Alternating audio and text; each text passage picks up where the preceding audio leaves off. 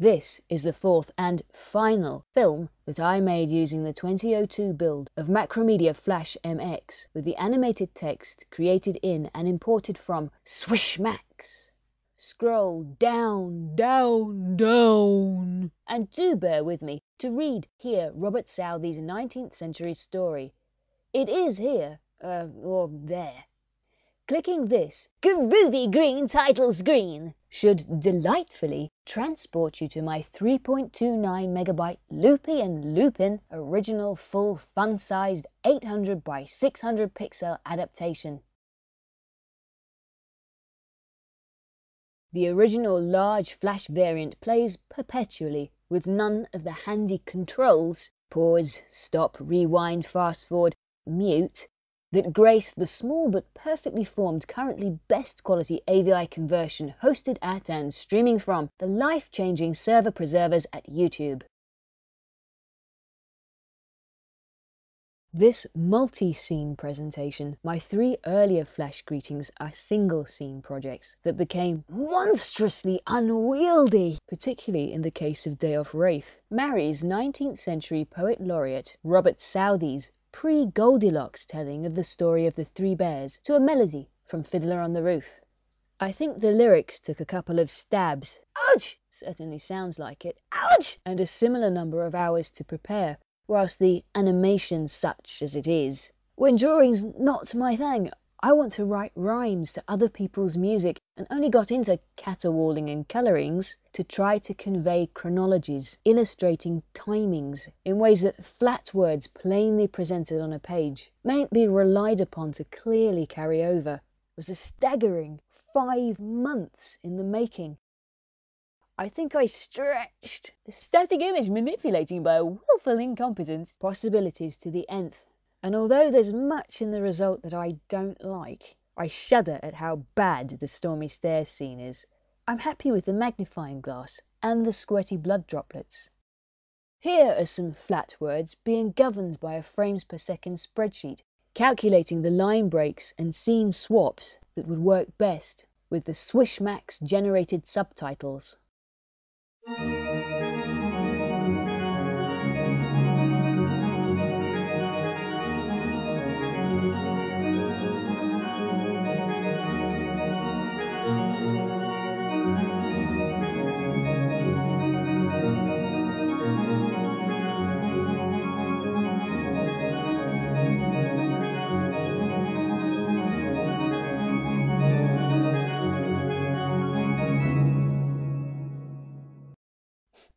Are you still here? Good Lord. Good for you. And thank you.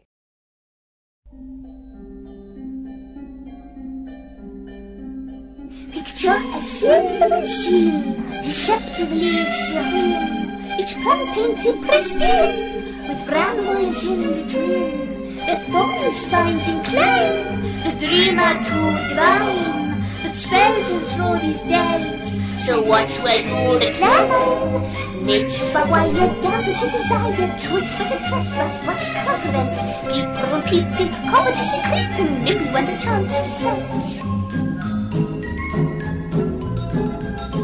A wicked old woman was wandering in the woods and wondering to herself where she might pilfer goods. With minimal efforts, this criminal sought a latch left off the catch, security at naught. The house vacant, but it caught its fragrance, so the vagrant very flagrantly got the hot pots of breakfast and the pudding drooling off a portion scant. Her great discomfiture was that the temperature of every southern walls unnerving to endure. As she cursed and swore her chosen sitting too, so she retired to bed, succeeding such a chore. Meanwhile, turning trips the hungry trio didn't want to be so pettish past this point. They gave the heave-ho to the shoulder reprieve, a word to the joyful joint, and found that the cottage had suffered a rampage, victims of a pig-mage tailored to enrage, who might be engaged to answer for an outrage hooligans could not upstage. where inspection is the seed of detection, it is said. An infliction, if shrill, may inflict shreds of dread. Witness the bears are skipping up the stairs, they'll soon forget the cares, their target noble prayers, to try to silence violence in the sneaking, shrieking, squeaking, speaking of a little small wee bear, who sent to find his chair, is now well past repair. Share knowledge of Paul. Reach!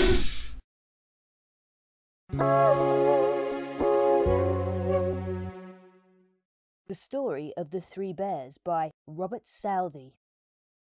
Once upon a time there were 3 bears who lived together in a house of their own in a wood. One of them was a little small wee bear, and one was a middle-sized bear, and the other was a great huge bear. They had each a pot for their porridge, a little pot for the little small wee bear, and a middle-sized pot for the middle bear, and a great pot for the great huge bear.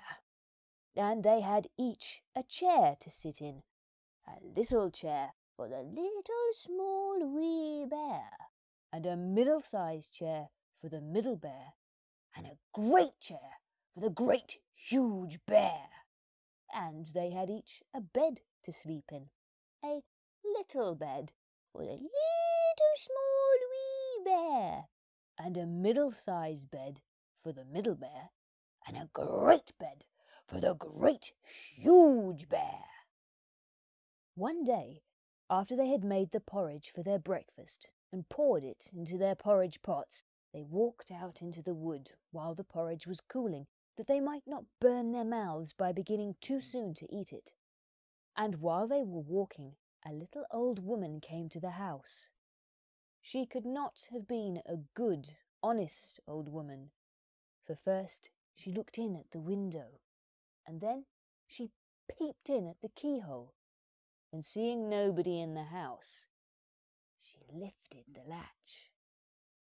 The door was not fastened because the bears were good bears who did nobody any harm and never suspected that anybody would harm them. So the little old woman opened the door and went in, and well pleased she was when she saw the porridge on the table. If she had been a good little old woman, she would have waited till the bears came home, and then perhaps they would have asked her to breakfast, for they were good bears, a little rough or so, as the manner of bears is, but for all that very good-natured and hospitable. But she was an impudent, bad old woman, and set about helping herself. So first she tasted the porridge of the great huge bear, and that was too hot for her, and she said a bad word about that. And then she tasted the porridge of the middle bear, and that was too cold for her, and she said a bad word about that too. And then she went to the porridge of the little small wee bear, and tasted that. And that was neither too hot nor too cold, but just right, and she liked it so well that she ate it all up. But the naughty old woman said a bad word about the little porridge pot, because it did not hold enough for her. Then the little old woman sat down in the chair of the great huge bear, and that was too hard for her. And then she sat down in the chair of the middle bear, and that was too soft for her. And then she sat down in the chair of the little small wee bear, and that was neither too hard nor too soft, but just right. So she seated herself in it, and there she sat, till the bottom of the chair came out, and down came she, plump upon the ground. And the naughty old woman said wicked words about that too. Then the little old woman went upstairs into the bedchamber in which the 3 bears slept, and first she lay down upon the bed of the great huge bear. But that was too high at the head for her, and next she lay down upon the bed of the middle bear, and that was too high at the foot for her. And then she lay down upon the bed of the little small wee bear, and that was neither too high at the head nor at the foot, but just right. So she covered herself up comfortably and lay there till she fell asleep. By this time the 3 bears thought their porridge would be cool enough, so they came home to breakfast. Now, the little old woman had left the spoon of the great huge bear standing in his porridge.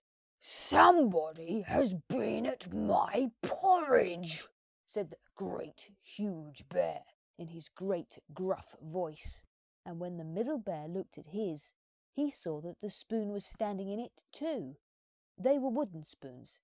If they had been silver ones, the naughty old woman would have put them in her pocket. "Somebody has been at my porridge," said the middle bear in his middle voice. Then the little small wee bear looked at his, and there was the spoon in the porridge pot, but the porridge was all gone.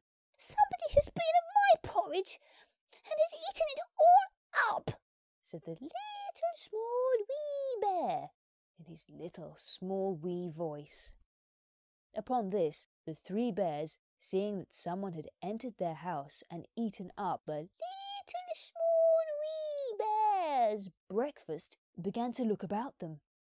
Now, the little old woman had not put the hard cushion straight when she rose from the chair of the great huge bear. "Somebody has been sitting in my chair," said the great huge bear in his great rough, gruff voice, and the little old woman had squatted down the soft cushion of the middle bear. "Somebody has been sitting in my chair," said the middle bear in his middle voice. And you know what the little old woman had done to the 3rd chair. "Somebody has been sitting in my chair and has sat the bottom out of it," said the little small wee bear in his little small wee voice. Then the 3 bears thought it necessary that they should make further search, so they went upstairs into their bedchamber. Now the little old woman had pulled the pillow of the great huge bear out of its place. "Somebody has been lying in my bed," said the great huge bear in his great rough, gruff voice, and the little old woman had pulled the bolster of the middle bear out of its place.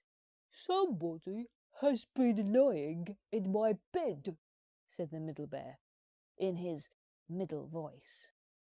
And when the little small wee bear came to look at his bed, there was the bolster in its place, and upon the pillow was the little old woman's ugly, dirty head, which was not in its place, for she had no business there. "Somebody has been lying in my bed, and here she is," said the little small wee bear in his little small wee voice. The little old woman had heard in her sleep the great rough, gruff voice of the great huge bear, but she was so fast asleep that it was no more to her than the moaning of wind or the rumbling of thunder, and she had heard the middle voice of the middle bear, but it was only as if she had heard someone speaking in a dream. But when she heard the little small wee voice of the little small wee bear, it was so sharp and so shrill that it awakened her at once. Up she started, and when she saw the 3 bears on one side of the bed, she tumbled herself out at the other and ran to the window. Now, the window was open, because the bears, like good, tidy bears as they were, always opened their bedchamber window when they got up in the morning. Out the little old woman jumped, and whether she broke her neck in the fall, or ran into the wood and was lost there, or found her way out of the wood and was taken up by the constable and sent to the house of correction for a vagrant as she was, I cannot tell. But the 3 bears never saw anything more of her.